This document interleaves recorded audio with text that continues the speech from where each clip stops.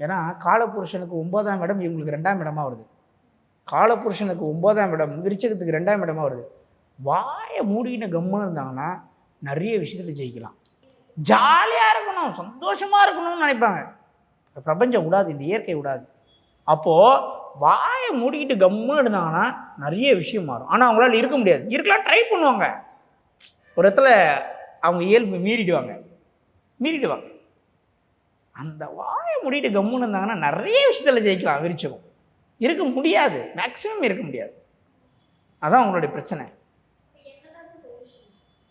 இருந்து தான் ஆகணும், அதுதான் சொல்யூஷன். இதுக்கு பரிகாரம்லாம் கிடையாது. வாங்க என் ஆஃபீஸில் ஒரு கருங்கடித்தனம் போட்டுக்குங்க அப்படின்லாம் நான் சொல்ல முடியாது. இயற்கையாகவே நீங்கள் உங்களை உணரணும், அதுதான் வாழ்க்கை. உங்களுக்கு எது மைனஸோ அதை நீங்கள் உணரணும், அதை தான் நான் சுட்டி காட்டுறேன். அதனால் விருச்சகம் யாராக இருந்தாலும் உங்களுக்கு முதல் பிரச்சனை உங்கள் வாய் தான். அதை மட்டும் தெளிவாக புரிஞ்சுங்க. உலக மக்களை குறை சொல்லாதீங்க, உங்களை சுற்றி இருக்கிறவங்களை குறை சொல்லாதீங்க. உங்களுக்கு சந்திரன் நீச்சம், ரொம்ப டவுன் ஆகிடுவீங்க. அந்த டவுன் ஆகிறதுக்கு காரணமே உங்களுடைய எதிர்பார்ப்பு தான். அந்த எதிர்பார்ப்பெல்லாம் தூக்கி இடையே கடாச்சி எதுவுமே உங்களுக்கு நடக்கலனாலும் பரவாயில்ல. உங்கள் வாழ்க்கை மாறினா அமைதியாக இருங்க, வாழ்க்கை மாறும்.